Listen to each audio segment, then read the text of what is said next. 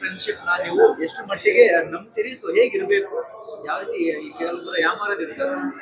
ಅದನ್ನೇ ನಾನು ಹೇಳಿದ್ದು, ಆನ್ಲೈನ್ ಫ್ರೆಂಡ್ಶಿಪ್ ಆ ಕೆಲವ್ರಿಗೆ ಜೀವನ ಕೊಡುತ್ತೆ, ಕೆಲವ್ರು ಮಿಸ್ಯೂಸ್ ಆದಾಗ ಅವ್ರ ಪ್ರಾಣ ಕೂಡ ಹೋಗುತ್ತೆ. ಅದನ್ನ ಇದು ಮೇನ್ ಲೈನ್ ಈ ಮೂವಿ ಸಿನಿಮಾ ಕಾನ್ಸೆಪ್ಟೇ ಇಲ್ಲ, ಸ್ವರ್ಗನೂ ಇಲ್ಲೇ ನರಕನೂ ಇಲ್ಲೇ. ಅದಕ್ಕೋಸ್ಕರನೇ ಈ ಸಿನಿಮಾ ಡೈಲಾಗೆ ಅಲ್ಲೇ ಡ್ರಾ ಅಲ್ಲೇ ಬಹುಮಾನ. ಆ ತುಂಬಾ ಒಂದು ಮೆಸೇಜ್ ಓರಿಯೆಂಟೆಡ್. ಯಾಕೆಂದ್ರೆ ನನ್ ಸಿನಿಮಾ ಬಗ್ಗೆ ನಾನ್ ಜಾಸ್ತಿ ಹೇಳಂಗಿಲ್ಲ, ನೀವ್ ಬಂದ್ ನೋಡಿ ನೀವ್ ಹೇಳ್ಬೇಕು. ನೀವ್ 10 ಜನಕ್ಕೆ ಪಬ್ಲಿಸಿಟಿ ಮಾಡಿದ್ರೇನೆ ಅವಾಗ ಆ ಸಿನಿಮಾ ಬಗ್ಗೆ ಏನು ಅನ್ನೋದು ಗೊತ್ತಾಗುತ್ತೆ. ಡೈರೆಕ್ಟರ್ ಇರ್ಬೋದು, ಲೈಕ್ ನನ್ ಕೋ ಆರ್ಟಿಸ್ಟ್ ಇರ್ಬೋದು, ನಾನಿರ್ಬೋದು, ಎಲ್ಲರೂ ತುಂಬಾ ಚೆನ್ನಾಗಿ ಆಕ್ಟ್ ಮಾಡಿದೀವಿ.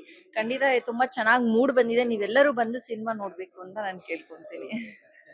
ಟಗರು ಸರೋಜ್ ಅವರು ಇಲ್ಲಿ ಬದಲಾಗಿ ಡಿಸೋಜ ನಂತರ ನಾಯಕಿ ನಟಿಯಾಗಿ ಜರ್ನಿ ಶುರು ಮಾಡಿದ್ದಾರೆ. ಹ್ಮ್ ಲೈಕ್ ಇದು ಆಫ್ಟರ್ ಟಗರು ಆದ್ಮೇಲೆ ಇದೇ ನಾನು ಆಸ್ ಎ ಹೀರೋಯಿನ್ ಆಗಿ, ಅಂದ್ರೆ ಫುಲ್ ಫಿಮೇಲ್ ಓರಿಯೆಂಟೆಡ್ ಆಗಿ ಫಸ್ಟ್ ಮೂವಿ ಇದು ಮಾಡಿರೋದು. ನನಗೆ ತುಂಬಾ ಚಾಲೆಂಜಿಂಗ್ ಆಗಿತ್ತು ಅಂಡ್ ತುಂಬಾ ಎಕ್ಸೈಟ್ಮೆಂಟ್ ಆಗಿತ್ತು. ನನ್ನ ಮೇಲೆ ನನಗೆ ನಾನು ಸ್ಕ್ರೀನ್ ಅಲ್ಲಿ ನೋಡ್ಬೇಕಾದ್ರೆ ಲೈಕ್ ನಾನು ಈ ಪಾತ್ರನ ನಿಭಾಯಿಸಬಹುದಾ ಅನ್ನೋದು ಒಂದು ಕ್ವಶನ್ ಮಾರ್ಕ್ ಇತ್ತು. ಬಟ್ ಇವತ್ ನಾನು ನೋಡಿದಾಗ ಡೈರೆಕ್ಟರ್ ನನಗೆ ಅವತ್ತು ಕ್ಯಾರೆಕ್ಟರ್ ಹೇಳಿದ್ದಾರೆ, ಇದಕ್ಕೆ ನಾನೊಂದು ನ್ಯಾಯ ಕೊಟ್ಟಿದ್ದೀನಿ ಈ ಪಾತ್ರಕ್ಕೆ ಅನ್ನೋದು ಒಂದು ಭರವಸೆ, ಒಂದು ಧೈರ್ಯ ಬಂದಿದೆ. ಖಂಡಿತ ಲೈಕ್ ಎಲ್ಲಾ ಹೆಣ್ಮಕ್ಳಿಗೆ, ಪ್ರತಿಯೊಂದು ಹೆಣ್ಮಕ್ಳಿಗೂ ಇದೊಂದು ಮೆಸೇಜ್ ಇರುವಂತಹ ಮೂವಿ.